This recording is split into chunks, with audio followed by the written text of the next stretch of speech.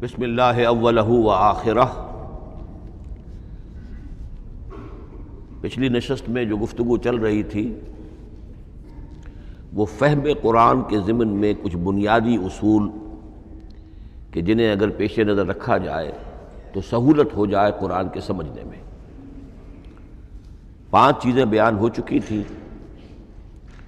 Number 1، قرآن کا اسلوب استدلال منطقی نہیں ہے، فطری ہے، نیچرل اور خطابی ہے، انسان کو خود غور و فکر کرنے اور اپنے اندر جھانکنے کی دعوت دیتا ہے قرآن۔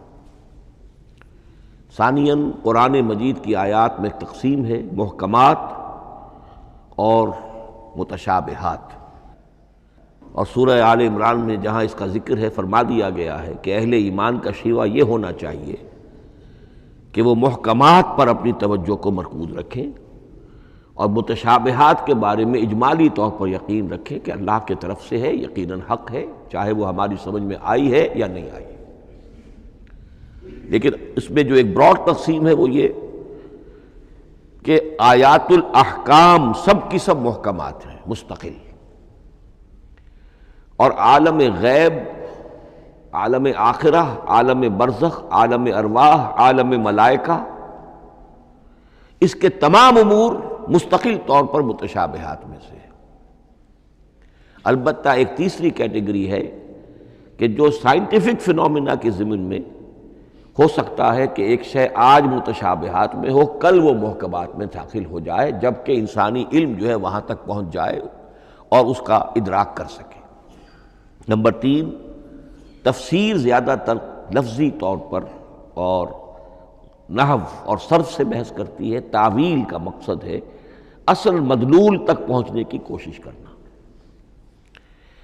نمبر 4، تعویل میں عام اور خاص، خاص کانٹیکسٹ میں، زمان و مکان کے خاص کانٹیکسٹ میں جب قرآن نازل ہوا تو کسی آیت کا کیا اصل مفہوم تھا جو سمجھا گیا۔ اس میں شان نزول کی روایات کو بھی اہمیت حاصل ہوگی۔ لیکن چونکہ قرآن مجید صرف اس دور کے لیے یا اس علاقے کے لوگوں کے لیے ہدایت نامہ بن کر نہیں آیا تھا، بلکہ پوری نوع انسانی کے لیے تا ابد الآباد، لہذا اسی میں وہ مضمر ہے، اس میں وہ ہدایت مضمر ہے۔ یہ تعویل عام کر کے آیت کے الفاظ، ان کا در و بست اور آیت کا سیاق و سباق اس کے حوالے سے، اور القرآن یفسر بعضہ بعضا کے حوالے سے یقیناً جو ہے اس میں ابدی ہدایت جو مضمر ہے وہ بھی حاصل کی جا سکتی ہے۔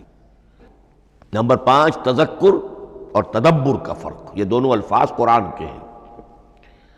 تذکر کے لیے 4 مرتبہ اللہ نے سورہ قمر میں چیلنجنگ انداز میں فرمایا ہے وَلَقَدْ يَسَّرْنَا الْقُرْآنَ لِلذِّكْرِ فَهَلْ مِن مُّدَّكِرٍ، ہم نے قرآن کو ذکر کے لیے، تذکر کے لیے، ہدایت اخذ کرنے کے لیے، بنیادی نصیحت حاصل کرنے کے لیے نہایت آسان بنایا ہے۔ تو ہے کوئی جو اس سے تذکر کرنا چاہے؟ اس تذکر بالقرآن کے لیے صرف یہ کافی ہے کہ انسان عربی زبان سے اتنا واقف ہو کہ اس کا ایک براہ راست مفہوم سمجھتا چلا جائے، اور دوسری شرط لازم ہے نیت کی درستی، طلب ہدایت پیش نظر ہو، اپنے علم کی دھونس جمانا جو ہے وہ مقصود نہ ہو، تو قرآن مجید سے تذکر حاصل ہو جائے۔ تدبر کے اعتبار سے قرآن مجید مشکل ترین کتاب ہے، بلکہ میں نے اس وقت ایک غلط لفظ استعمال کر دیا تھا، دنیا کی مشکل ترین، یہ دنیا کی کتاب ہے ہی نہیں، یہ تو مشکل ترین کتاب ہے، بہی معنی کہ اللہ تعالیٰ کے علم کامل سے اس کا نزول ہوا ہے، اس علم کا احاطہ کسی انسان کے لیے ممکن نہیں ہے۔ اسی طرح یہ قرآن ایک ایسے سمندر کے مانند ہے جس کا نہ کوئی کنارہ ہے اور نہ ہی اس کی کوئی تہہ ہے، اس میں پوری زندگیاں کھپانے کے باوجود بھی افلا یتدبرون القرآن، تدبر، لیدبروا آیاتہ ولیتذکر اولو الالباب، یہ 2 اصطلاحات خود قرآن کی ہیں۔ میرا جو کتابچہ ہے مسلمانوں پر قرآن مجید کے حقوق، اس میں میں نے ان پر تفصیل سے بحث کی۔ نمبر 6، 2 اعتبارات سے قرآن مجید پر غور کرنے والے کا ایٹیچیوڈ ایک دوسرے سے بالکل متضاد ہوگا۔ احکام کے حوالے سے ایک طالب علم کا رخ پیچھے کی طرف ہونا چاہیے، اسلاف نے کیا سمجھا، ان سے پہلوں نے کیا سمجھا، ان سے پہلوں نے کیا سمجھا، صحابہ نے کیا سمجھا، یہاں تک کہ اپنے آپ کو محمد الرسول اللہ کے قدموں میں پہنچا دیجیے۔ دین کا عملی پہلو، حلال اور حرام، جائز و ناجائز، یہ چیزیں آپ کو، یہ نہیں کہ آپ کو نئے زمانے کی وہ جو بھی ریسرچ ہو اس کے حوالے سے اور نئے زمانے کے سائنسی جو حقائق ہیں ان کے حوالے سے بات کریں۔ دوڑ پیچھے کی طرف ہے گردش ایام تو، پیچھے سے پیچھے، پیچھے سے پیچھے، یہاں تک کہ مصطفیٰ برسا خیش را کے دی ہم اوست اگر بہو نہ رسیدی تمام بولا۔ لیکن حکمت، سائنس، اس کے حوالے سے آگے بڑھیے، آگے سے آگے بڑھیے۔ وہ تو میں عرض کر چکا ہوں کہ وہ جو فینومینا قرآن مجید میں سائنٹیفک مذکور ہیں ان کی اصل حقیقت جو ہے وہ ہمارے اگر اسلاف کو سمجھ میں نہیں آ سکی تو بات سمجھ میں آتی ہے۔ ابھی اس علم کی سطح ہی اتنی کمزور تھی، اتنی نیچی تھی کہ ان کی اس کا ادراک ممکن نہیں تھا۔ اس میں آگے بڑھیے تو اس میں بالکل متضاد ہو گیا کہ ایک میں زمانے کا ساتھ دینے کی بجائے زمانے سے بھی آگے چلو، اور ایک میں پیچھے پیچھے پیچھے پیچھے، یہاں تک کہ محمد الرسول اللہ والذین معہ، محمد الرسول اللہ والذین معہ، ان کے قدموں تک اپنے آپ کو پہنچا دو۔ آخری شے فہم قرآن کے ضمن میں، لیکن یہ last but not the least کے مصداق ہے۔ یہ بات بہت صراحت کے ساتھ مولانا مودودی نے لکھی ہے تفہیم القرآن کے مقدمے میں، اور بہت اہم بات ہے، بہت اہم بات ہے۔ اور وہ یہ ہے کہ قرآن مجید ایک ایسی کتاب نہیں ہے جسے کوئی محقق اور ریسرچ اسکالر اپنی لائبریری میں بیٹھ کر اور ریفرنس بک سامنے رکھ کر ادھر سے ادھر اور سمجھ لے۔ اس کے سمجھنے کی شرط لازم یہ ہے کہ جو یہ راستہ دکھاتا ہے اس پر چلنا شروع کرے۔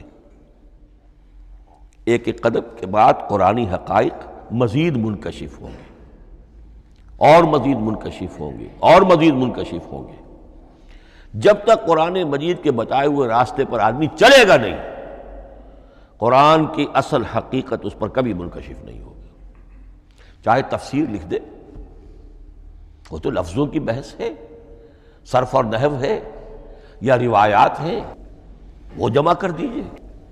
لیکن یہ کہ قرآن مجید کا صحیح فہم عمل کے بغیر ممکن نہیں۔ جیسے قرآن مجید میں آتا زادتہم ایمانا، ایمان بڑھتا ہے، عمل کے ذریعے سے ایمان بڑھتا ہے۔ میں اس میں ایک شے کا اضافہ کر رہا ہوں۔ میرے نزدیک قرآن مجید مینول آف ریولوشن، محمد عربی صلی اللہ علیہ وسلم نے ایک عظیم انقلاب برپا کیا دنیا میں، اور ایک انقلابی جد و جہد کی ہے۔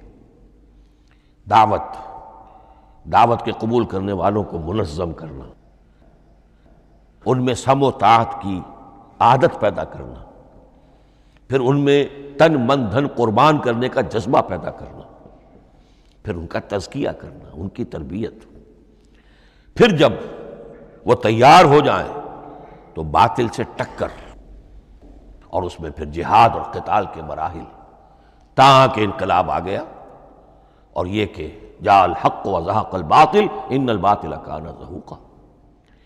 اس جد و جہد کے ہر مرحلے پر قرآن نازل ہو رہا ہے، جو اس مرحلے کے جو مسائل ہیں، جو اس مرحلے کے پرابلمز ہیں، جو اس مرحلے کی مشکلات ہیں، ان سے بحث کر رہا ہے۔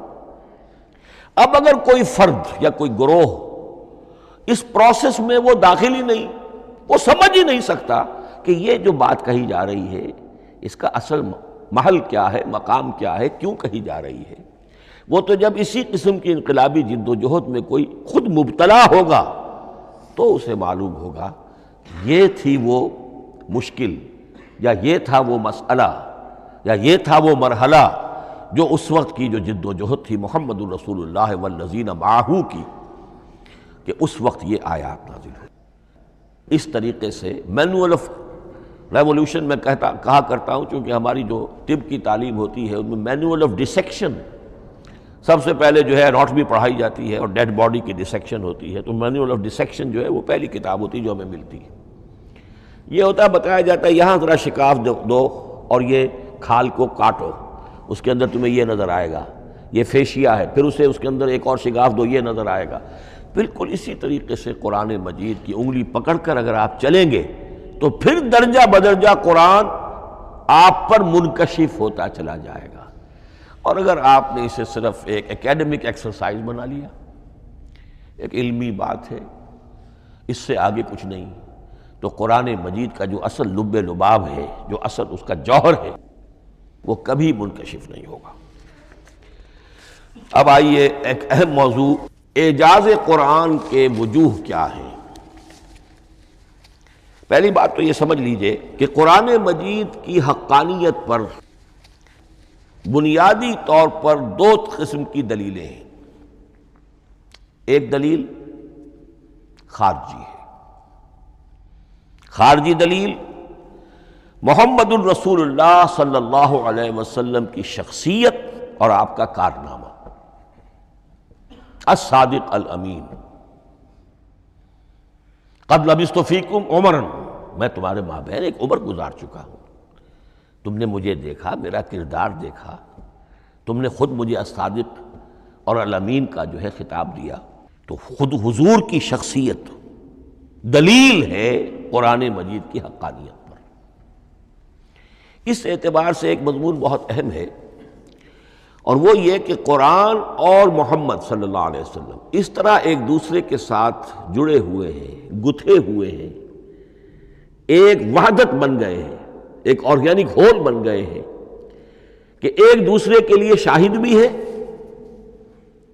اور ایک دوسرے کے لیے کمپلیمنٹری بھی ہے، جس کے لیے میں دو مقامات سے استشہاد کروں گا۔ سورہ بینہ میں فرمایا لم یکن الذین کفروا من اہل الکتاب والمشرکین منفکین حتی تأتیہم البینہ،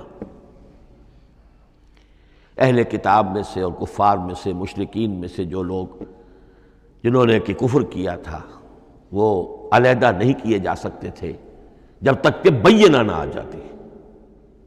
اب بینہ کیا ہے؟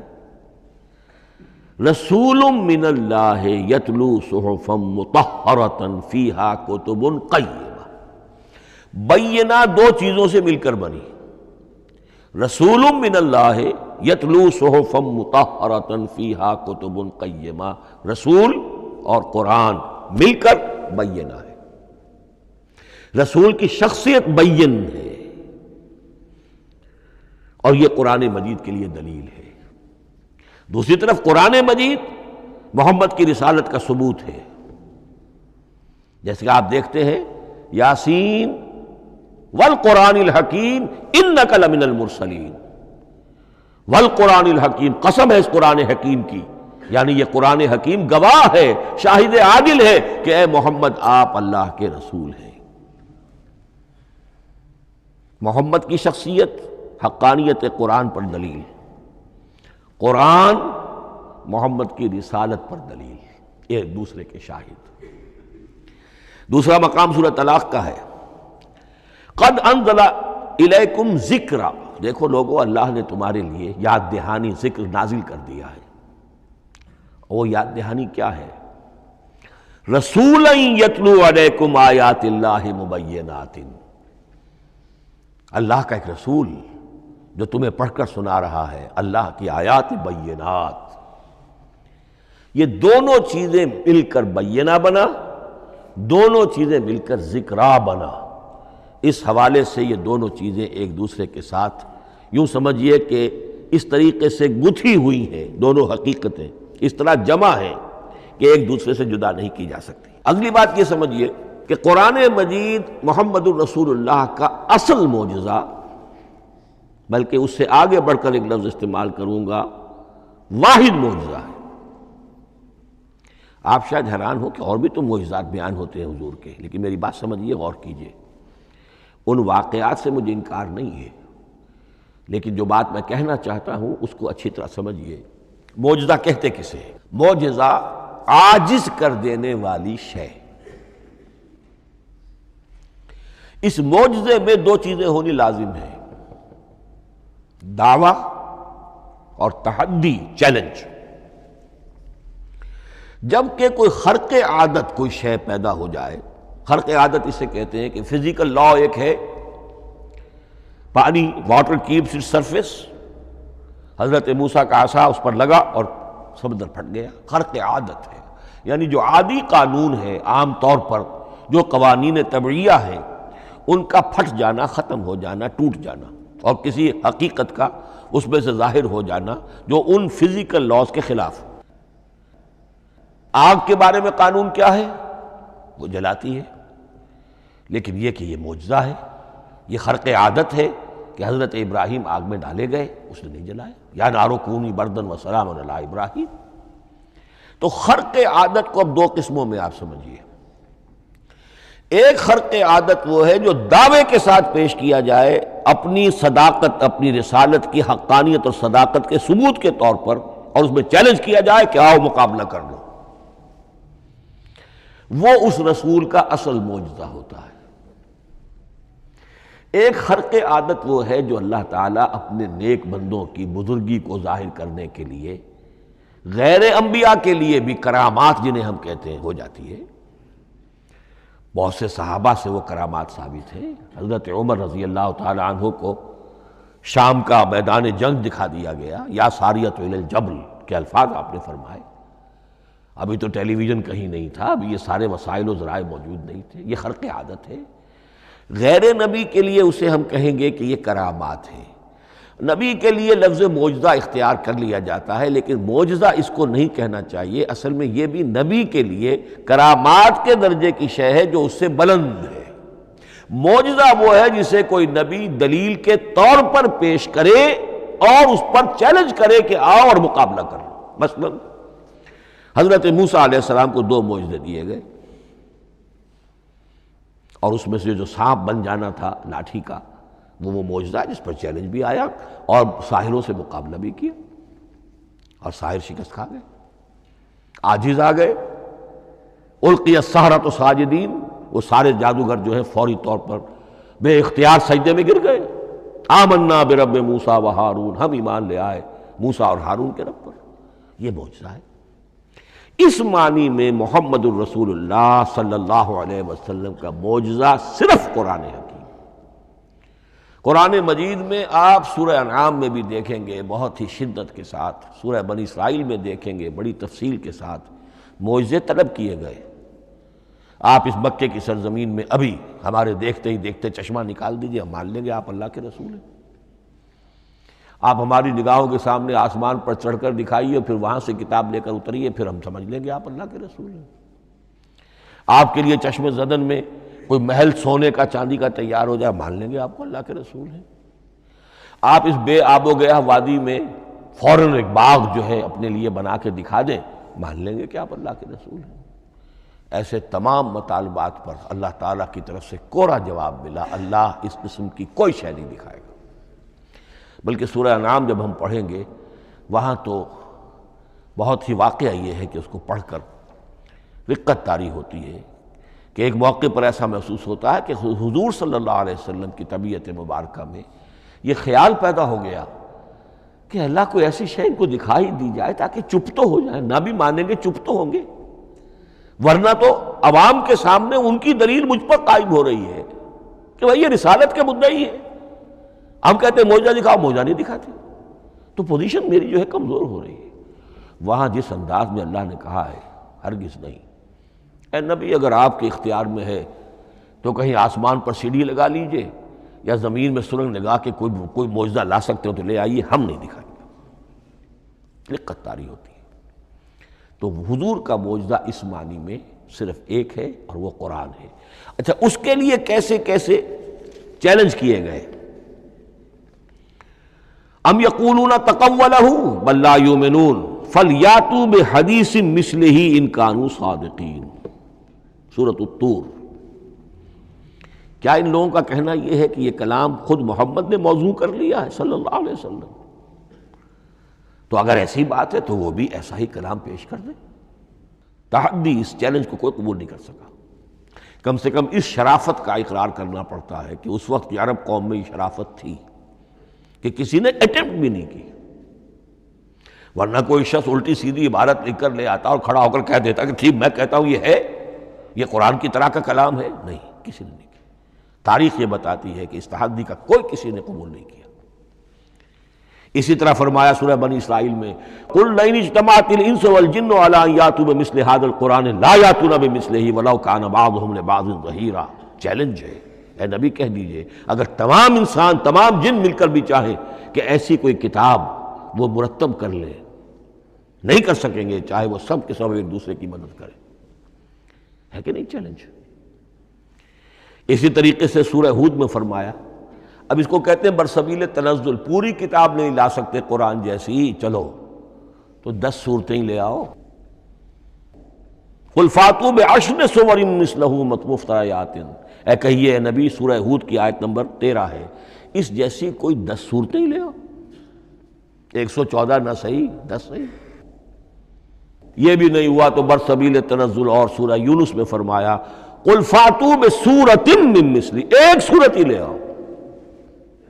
اور اسی کو سورہ بقرہ کے 30 رکوع میں دہرایا گیا، وَإِن كُنتُمْ فِي رَيْبٍ مِّمَّا نَزَّلْنَا عَلَىٰ عَبْدِنَا فَأْتُوا بِسُورَةٍ مِّن مِّثْلِهِ وَادْعُوا شُهَدَاءَكُم مِّن دُونِ اللَّهِ إِن كُنتُمْ صَادِقِينَ. لیکن نوٹ کر لیجئے کہ کسی نے یہ جرأت نہیں کی، نہ قرآن کے اس دعوے کو چیلنج کیا، نہ کسی نے مقابلے کی کوشش کی، نہ کوئی اپنی کوئی تصنیف و تالیف یا اپنا کوئی کمپوزیشن لا کر اور یہ دعویٰ کر کے کھڑا ہوا کہ جمع کر لیجئے، منصف بلا لیجئے، کوئی کمیشن بٹھا لیجئے، میرا یہ کلام بھی بالکل ہم وزن ہے اس کلام کے. نہیں. اب ہمیں دیکھنا یہ ہے کہ وجوہ اعجاز قرآن مجید کے کیا کیا ہے. معجزہ تو یہ ہے، حضور کا اصل معجزہ یہ ہے، لیکن معجزہ کس کس پہلو سے ہے؟ یہ ایک ایسا موضوع ہے کہ جس پر پوری تصانیف لکھی گئی ہیں. وجوہ الاعجاز، وجوہ اعجاز القرآن، قرآن کے معجزہ ہونے کے کون کون سے پہلو ہیں. اس کا واقعہ یہ ہے کہ احسان ناممکن ہے، اور جیسے جیسے زمانہ آگے بڑھے گا اس کے اور پہلو واضح ہوتے جائیں گے. سنوریہم آیاتنا فی الآفاق وفی انفسہم حتی یتبین لہم انہ الحق. لیکن یہ کہ کس کس پہلو سے یہ معجزہ ہے، چند موٹی موٹی باتیں ضرور سمجھ لیجئے. لغت، ادب، فصاحت، بلاغت، عذوبت، مٹھاس، اس کے اعتبار سے قرآن معجزہ ہے. لیکن اس اعتبار سے قرآن معجزہ ہے یا تو تھا اپنے زمانے کے عربوں کے لیے، غیر عرب کے لیے تو نہیں تھا. غیر عرب جو ہے قرآن مجید کی جو بھی فصاحت و بلاغت ہے، اس کا جو لٹریری بیوٹی ہے، اس کو تو وہ اپریشیٹ نہیں کر سکتا تھا. یہ حصہ جو ہے یا تو عربوں کے لیے تھا اس وقت دائمی، یا آج بھی عرب کچھ نہ کچھ، بہرحال عربی ان کی زبان ہے، وہ پڑھتے ہیں.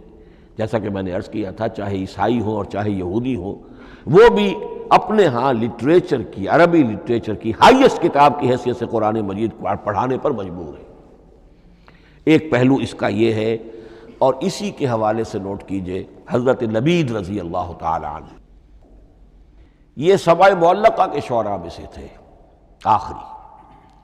عربوں میں چونکہ اس کا بڑا چرچا تھا شاعری کا، تو ان کا جو سالانہ جشن ایک ہوتا تھا، اس میں وہ بہت بڑے بڑے شعراء سب جمع ہوتے تھے، اپنے اپنے قصیدے پڑھتے تھے، اور جس کا قصیدہ سمجھا جاتا تھا کہ سب سے اعلیٰ ہے، سب سے بلند ہے، سب سے عمدہ ہے، اب اسے اس سال کے لیے وہ گویا کہ ملک الشعراء اس کو مانا جاتا تھا کہ یہ شاعروں کا بادشاہ ہے، اور تمام شاعر اسے سجدہ کرتے تھے بالفعل، اور اس کے قصیدے کو کعبے کی دیوار کے ساتھ ٹانگ دیا جاتا تھا، معلق کر دیا جاتا تھا.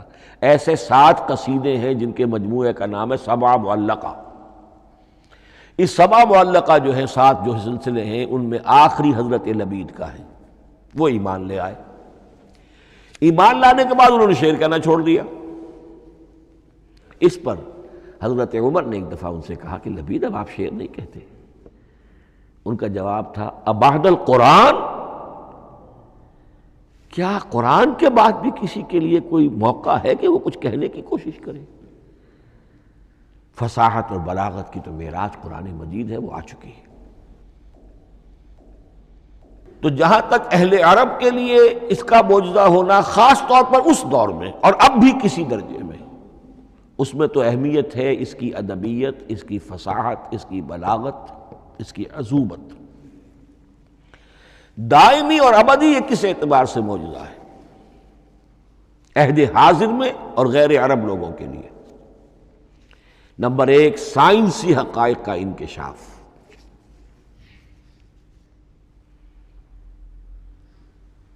جس طریقے سے کہ یہ سائنسی حقائق منکشف ہوتے چلے جا رہے ہیں ابدی طور پر۔ میں ڈاکٹر مورس بکائی کا حوالہ دے چکا ہوں اور پروفیسر ڈاکٹر کیتھل مور کا حوالہ دے چکا ہوں، ان کو ذہن میں رکھیے۔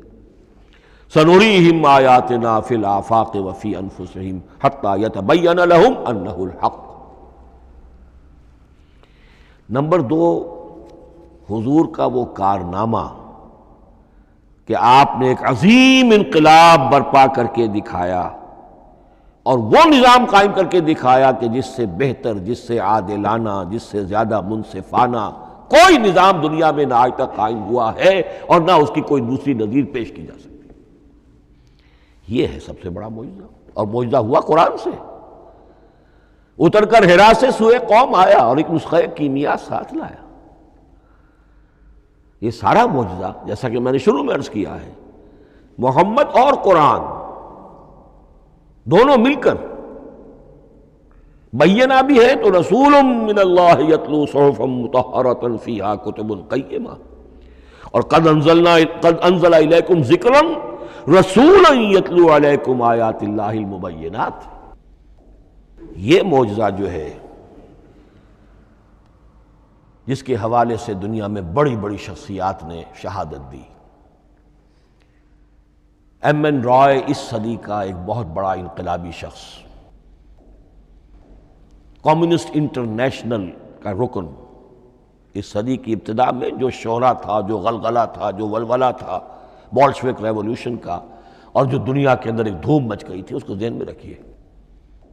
اور اس میں کمیونسٹ انٹرنیشنل کا رکن ایم این رائے، 1920 میں اس نے لاہور میں ایک خطبہ دیا تھا، ہسٹوریکل رول آف اسلام۔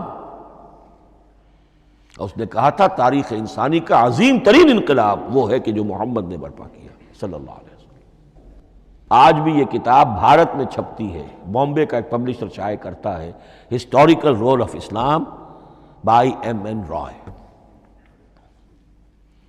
پھر آگے چلیے، ایچ جی ویلز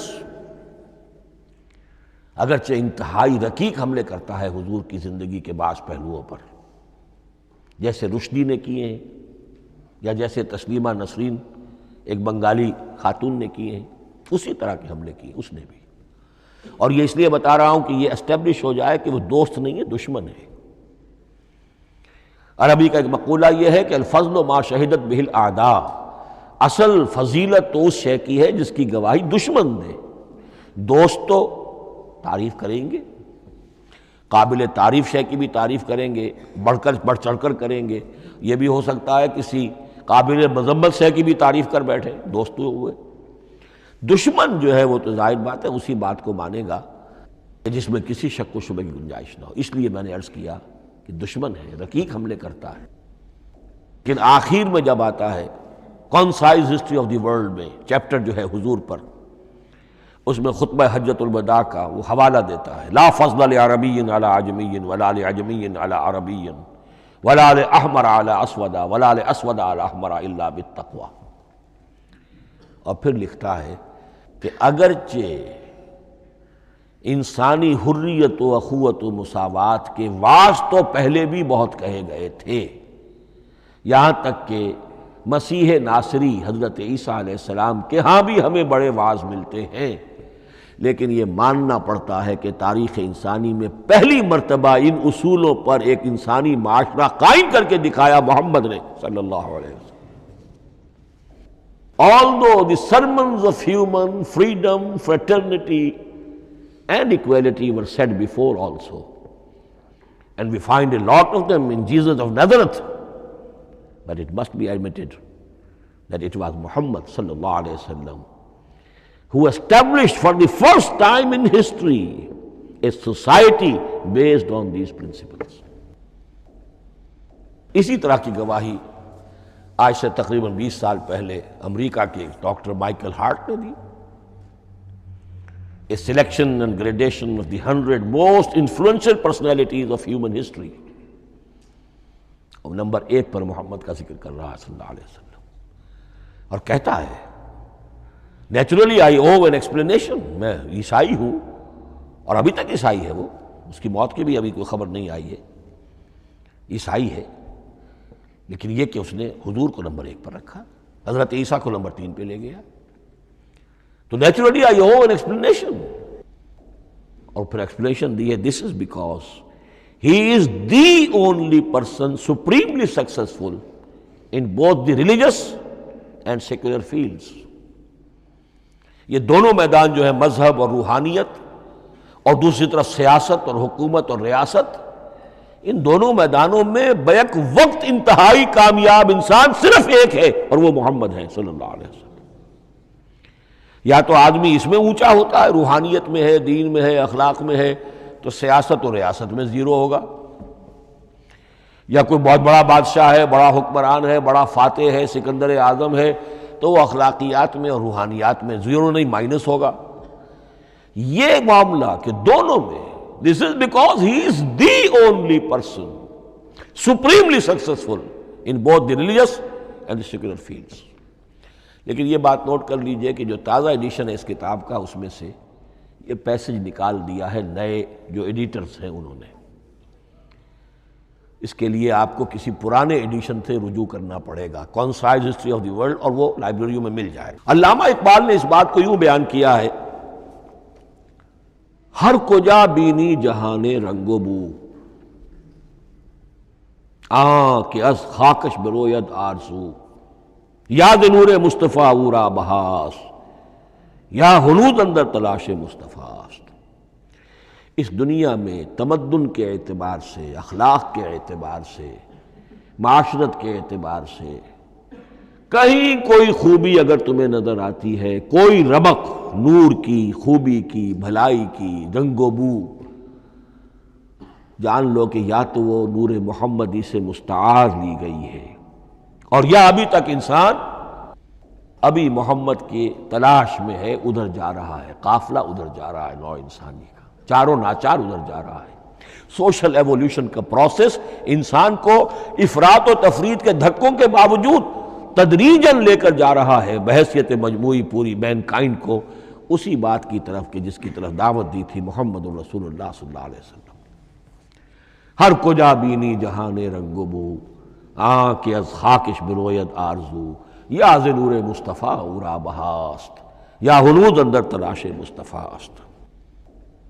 اسی اعتبار سے میں ایک بات اور کہہ رہا ہوں، اس پہلو سے واقعہ یہ ہے کہ میرے نزدیک اس دور میں اعجاز قرآن کی سب سے بڑی نمائندہ شخصیت، اعجاز قرآن کا سب سے بڑا مظہر علامہ اقبال کی ذات ہے.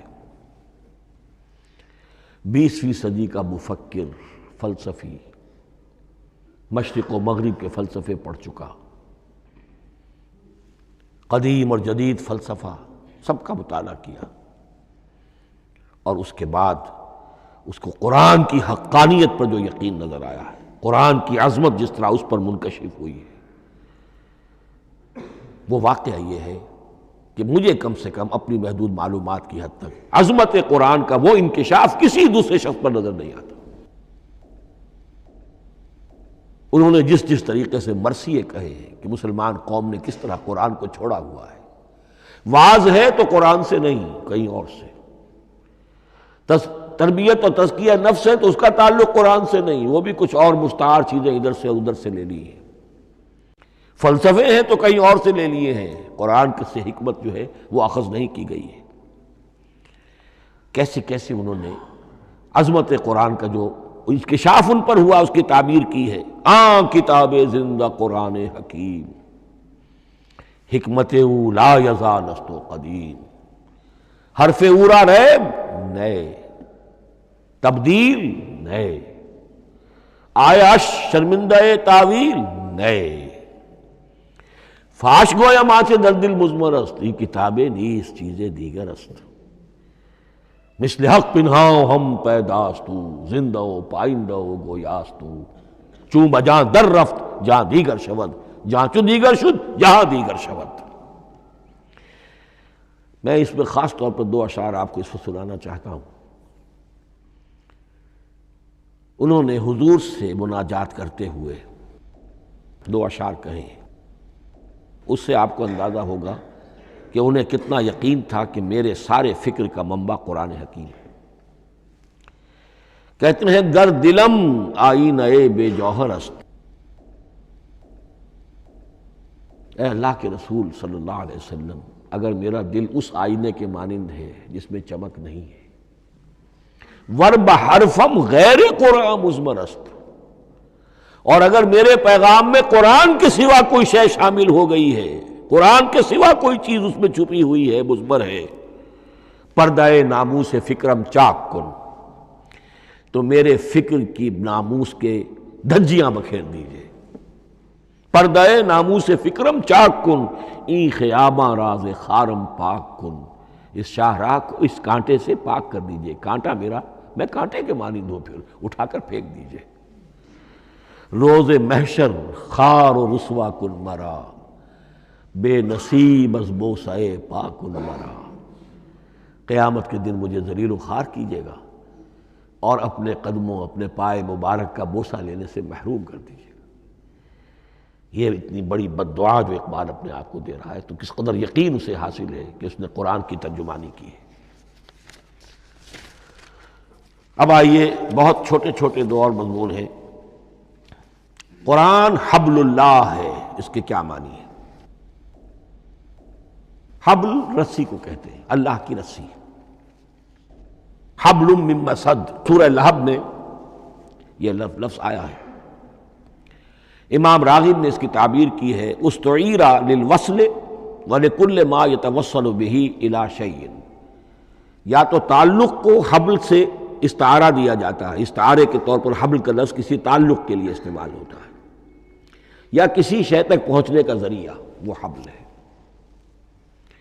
اب یہ ہمیں لفظ ملتا ہے حضرت علی رضی اللہ تعالیٰ عنہ کی روایت میں، هو حبل اللہ المتین، ترمذی میں یہ الفاظ موجود ہیں، حضرت علی سے منقول ہے رضی اللہ تعالی عنہ، یہی ہے اللہ کی مضبوط رسی۔ کیونکہ قرآن مجید میں آتا ہے وَاعْتَصِمُوا بِحَبْلِ اللَّهِ جَمِيعًا، تو حبل اللہ کون سی ہے؟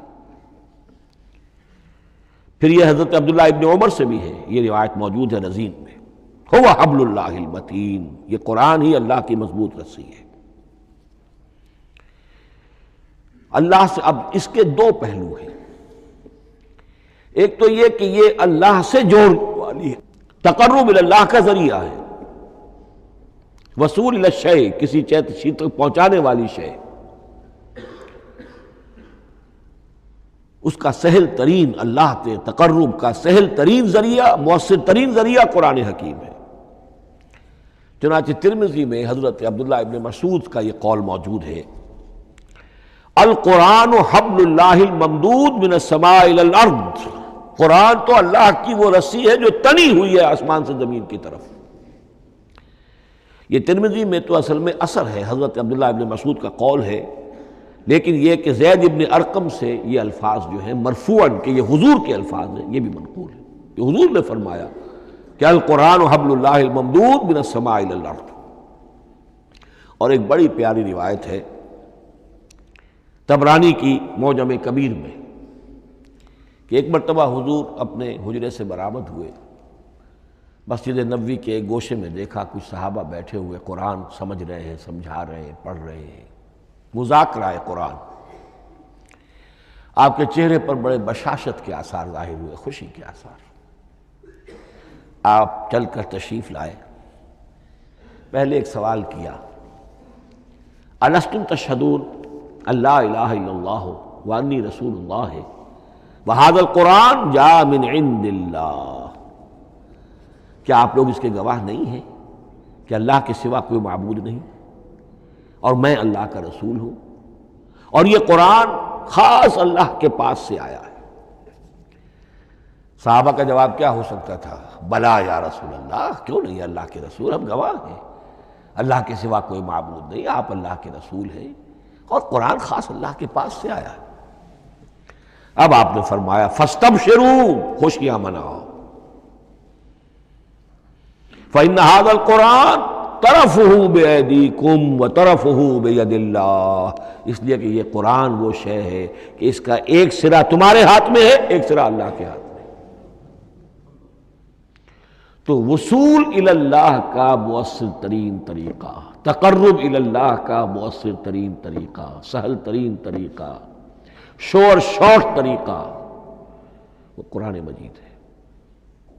اس اعتبار سے بھی کہ ہے ہی اللہ کی صفت، یہ ہم بحث کر چکے ہیں پہلے، اللہ کا کلام ہے، کلام صفت ہوتی ہے، اور صفت لا عین ولا غیر، یہ قرآن اللہ کا غیر نہیں ہے، ہم سمجھ نہیں سکتے، لیکن یہ کہ ہر صفت جو ہے وہ تو در حقیقت نہ عین ہے نہ غیر ہے۔ دوسری طرف یہی قرآن جو ہے حبل اللہ اس معنی میں بنتا ہے کہ مسلمانوں کو باہم جوڑنے والی شے،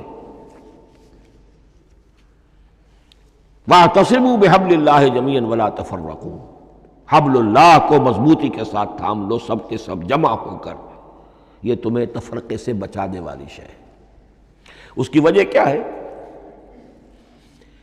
ظاہر بات ہے کہ انسانوں جو ہے ان کے اندر اتحاد پیدا ہوگا اتحاد فکری کے نتیجے میں، فکر ایک ہو، نظریات ایک ہوں، ویلیوز ایک ہوں، مقاصد ایک ہوں، تبھی تو انسان متحد ہوں گے۔ یہ بھیڑوں کا غلہ تو نہیں ہے کہ چرواہے کی ایک لاٹھی کافی ہے ان کو جمع رکھنے کے لیے، وہ بھیڑوں کا غلہ ہے۔ انسانوں کو جمع کرنے کے لیے کوئی ایسی شے جو تمہیں ایک فکر سے، ایک نظریے سے، ایک مقصد سے، ایک نصب العین سے متصف کر دے، وہ تمہیں جوڑ دے گی۔ اور قرآن وہ شے ہے جو ایک فکر دیتا ہے، ایک خیال دیتا ہے، ایک نظریہ دیتا ہے، ایک عقیدہ دیتا ہے، ایک مقصد دیتا ہے، ایک نصب العین دیتا ہے، اللہ کے لیے جینا، اللہ کے لیے مرنا، ان صلاتی و نسکی و محیایا و مماتی للہ رب العالمین، ایک آئیڈیل دیتا ہے محمد الرسول اللہ کی شکل میں، لقد کان لکم فی رسول اللہ اسوۃ حسنہ۔ اب قرآن وہ چیز ہے کہ جو تمہیں آپس میں جوڑتی چلی جائے گی، تمہارے درمیان اتحاد پیدا ہو جائے گی۔ آخری چیز، مسلمانوں پر قرآن مجید کے حقوق کیا ہیں؟ یہ صرف اشارہ کروں گا اس لیے کہ اس پر میرا کتابچہ موجود ہے، اور اس کتابچے کو اللہ تعالیٰ نے بہت قبول عام عطا فرمایا۔ اس کا انگریزی ترجمہ کیا ایک صاحب نے، از خود کیا، خود ہی ٹائپ کیا، خود ہی چھپوایا۔ عربی ترجمہ ایک صاحب نے کیا، خود کیا۔ فارسی ترجمہ ایک صاحب نے کیا، خود کیا، بغیر کسی معاوضے کے۔ ملیشیا میں وہ چھپ چکا ہے، لاکھوں کی تعداد میں عام ہو چکا ہے۔ پھر میں نے ایک موقع پر 1970 میں رمضان مبارک کے دوران آخری عشرے میں مولانا بن نوری رحمۃ اللہ علیہ تشریف لائے ہوئے تھے مدینہ منورہ، اور میں نے بھی وہ پورا رمضان مبارک اس سال وہیں کیا تھا۔ میں نے ان کو دیا تھا کہ آپ دیکھیے اس میں کوئی غلطی ہو تو مجھے بتا دیجئے، میں اسے بڑے پیمانے پر شائع کرنا چاہتا ہوں۔ انہوں نے حالت اعتکاف میں مسجد نبوی میں پڑھا ہے، صرف ایک جگہ ایک جملے میں انہوں نے اصلاح تجویز کی، وہ میں نے کر دی۔ اس اعتبار سے اب یہ کتابچہ جو ہے مصدقہ ہے مولانا محمد یوسف بن نوری رحمۃ اللہ علیہ کا۔ اس میں اللہ تعالیٰ نے جو بات مجھ سے کہلوا دی تھی، تقریباً 30 سال پہلے کی بات ہے، ہر مسلمان پر قرآن مجید کے 5 حقوق حسب استعداد و توفیق عائد ہوتے ہیں۔ پہلے یہ کہ اس پر ایمان ہو جیسا کہ ایمان کا حق ہے، صرف زبانی ایمان نہیں، دل سے یقین کہ یہ اللہ کا کلام ہے۔ اور اس کا نتیجہ کیا ہوگا؟ پھر عظمت اس کی پیدا ہوگی، ایمان و تعظیم، یہ پہلا حق ہے۔ تلاوت و ترتیل، اس کو پڑھے جیسے کہ پڑھنے کا حق ہے، پھر سمجھے جیسے کہ سمجھنے کا حق ہے، تذکر و تدبر، پھر عمل کرے، انفرادی طور پر بھی اجتماعی طور پر بھی۔ انفرادی طور پر جو آپ کی زندگی کے معاملات ہیں وہ آپ قرآن کے مطابق طے کریں، قومی سطح پر حکومت اور ریاست اور قانون اور سیاست اس کے سارے تقاضے قرآن کے مطابق پورے ہوں، اور آخری یہ کہ اس قرآن کو پہنچائیں اور عام کریں، جس کے لیے حضور نے اس حد تک اس میں عمومیت کر دی ہے کہ بلغوا انی ولو آیۃ، پہنچاؤ میری جانب سے خواہ ایک ہی آیت پہنچاؤ، میرا کوئی امتی اس سعادت سے بالکل محروم نہ رہ جائے۔ اول تو خیرکم من تعلم القرآن وعلمہ، تم میں سے بہترین لوگ وہ ہیں جو اسی کے لیے اپنے آپ کو وقف کر دیں، قرآن پڑھیں اور پڑھائیں، سیکھیں اور سکھائیں، سمجھیں اور سمجھائیں، اس لیے کہ سمجھنے اور سمجھانے، سیکھنے اور سکھانے، پڑھنے اور پڑھانے کا بھی کوئی ایک لیول تو نہیں ہے، ایک عام لوگوں کی سطح ہے، ایک ان سے اوپر کی سطح ہے، ایک انٹلیکچوئلز کی سطح ہے، ایک جینیس لوگوں کی سطح ہے۔ ان تمام سطحوں پر قرآن کو سمجھانے کے لیے، پہنچانے کے لیے خود بھی تو اوپر اٹھنا پڑے گا، خود اسے سیکھنا پڑے گا، خود اس کی گہرائی میں غوطہ زنی کرنی پڑے گی، اور یہ ایک لائف لانگ پروسیس ہے، یہ کوئی پارٹ ٹائم جاب نہیں ہے، یہ کوئی صرف پیس ٹائم نہیں ہے، یہ کوئی ہابی نہیں ہے، ہمہ وقت ہمہ تن، خیرکم من تعلم القرآن وعلمہ۔ اب آخری بات بتا رہا ہوں، اور وہ یہ ہے کہ قرآن مجید وحی باللفظ ہے، صرف وحی بالمعنی نہیں ہے۔ یہ بحث اصل میں کیونکہ ہمارے پڑھے لکھے طبقے میں کچھ زیادہ ہو جاتی ہے، خاص طور پر جو مشنری اسکولوں وغیرہ میں پڑھے ہوں اور عیسائیت اور اس کے عقائد اور اس کے فلسفے کی کوئی تھوڑی بہت ان کو کوئی چھوت لگ گئی ہو۔ عیسائیوں کے ہاں یہ عقیدہ ہے، اجماعی عقیدہ ہے کہ وحی بالمعنی ہوتی ہے، یعنی وحی کا ایک مفہوم ہے جو نبی پر اتار دیا جاتا ہے، پھر نبی اپنے الفاظ میں اسے ادا کرتا ہے۔ لفظ اللہ کے نہیں ہوتے، لفظ نبی کے ہوتے ہیں، مفہوم اللہ کا ہوتا ہے۔ ان کے لیے مجبوری یہ ہو چکی ہے جس کی وجہ سے انہیں یہ عقیدہ اپنانا پڑا کہ کوئی ایک انجیل ہے ہی نہیں، 104 انجیلوں میں سے وہ انہوں نے 4 سلیکٹ کی تھی کینونیکل گاسپلز، باقی جو ہیں وہ اب وہ ان کو مستند نہیں مانتے، اپوکریفل کہتے ہیں۔ اور میں نے ایک مرتبہ ایک پادری صاحب سے، مسٹر وائٹ ہوتے تھے منٹگمری میں نے ان سے پوچھا which one of them is Bible, یہ متی اور یہ لیوک اور مارکس اور جان، ان میں سے کون سی بائبل کون سی ہے؟ تو اس نے جواب دیا none of them is Bible. Bible is in them.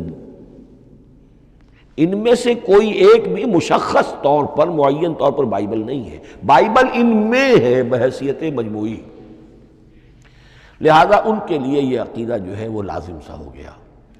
ہمارے ہاں بھی بعض فلاسفہ نے اس قسم کی باتیں کی ہے کہ جن سے یہ دھوکہ لگتا ہے، لیکن میں خاص طور پہ چونکہ علامہ اقبال کا تذکرہ میں نے آج کیا ہے، اسی حوالے سے میں ان کا ایک واقعہ بیان کرنا چاہتا ہوں۔ ایف سی کالج لاہور کے پرنسپل تھے ڈاکٹر یوئنگ، ایک دعوت تھی، اس میں علامہ بھی تھے، وہ بھی تھے، تو ڈاکٹر یوئنگ نے کہا، وہ بڑا فلسفی تھا، کہ ڈاکٹر اقبال ہم نے سنا ہے کہ آپ بھی وحی باللفظ کے قائل ہیں، آپ جیسا پڑھا لکھا شخص، عالم دانا۔ علامہ اقبال نے فرمایا جی ہاں، اور مجھے تو اس کا ذاتی تجربہ ہے، مجھ پر تو جو شعر نازل ہوتے ہیں وہ الفاظ میں ڈھلے ہوئے ہوتے ہیں، میں ان میں تبدیلی کرنا چاہوں تو نہیں کر سکتا۔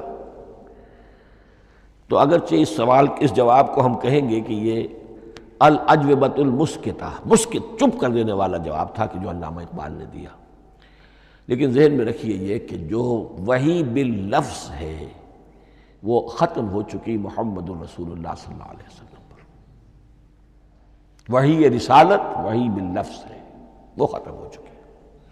البتہ الہام، کشف، رویا، القاء، یہ وحی بالمعنی ہے، یہ کوئی ایک شے ہے جو دل میں ڈال دی جاتی ہے، اس کے دروازے آج بھی کھلے ہوئے ہیں۔ اور یہ جان لیجئے قرآن مجید کی حقانیت کا جو اصل ثبوت ہے وہ یہ ہے کہ آپ اسے اپنے باطن کے اندر محسوس کریں۔ یہ جو باطنی تجربہ علامہ اقبال نے کہا ہے کہ انسان اپنے باطن میں محسوس کرے کہ ہاں یہ بات ہے، ٹھیک ہے۔ اس کے لیے کہ علامہ ابن قیم رحمۃ اللہ علیہ کا قول ایسا ہے، بڑا پیارا قول ہے، قرآن کے کچھ پڑھنے والے ایسے ہیں جب قرآن کو پڑھتے ہیں تو یوں محسوس کرتے ہیں کہ ہم مصحف سے نہیں پڑھ رہے، لوح قلب سے پڑھ رہے ہیں، ہمارے دل پر لکھا ہوا قرآن موجود ہے، یعنی ہماری فطرت، ہمارے اندر کی کوئی حقیقت ہے جو سرٹیفائی کر رہی ہے، توثیق کر رہی ہے، اٹیسٹ کر رہی ہے کہ ہاں یہ ٹھیک ہے۔ اور اس کی وجہ کیا ہے؟ ہماری روح اور اس قرآن کا منبع وہ ایک ہی ہے، وہ ذات باری تعالیٰ ہے، یہ کلام اللہ ہے، اور ہماری روح امر اللہ۔ یسألونک عن الروح قل الروح من امر ربی وما اوتیتم من العلم الا قلیلا۔ بس میں اسی پر اکتفا کر رہا ہوں۔ اب گمان غالب یہی ہے کہ کل تو تراویح ہوگی انشاءاللہ، اس لیے کہ سنا یہ ہے کہ آج بھی روزہ تھا سعودی عرب میں، تو اب اس سے زیادہ تو تاخیر اب ممکن نہیں ہے، تو کل انشاءاللہ تعالی دورہ ترجمہ قرآن شروع ہو جائے گا۔ بارک اللہ لی و لکم فی القرآن العظیم ونفعنی و ایاکم بالآیات۔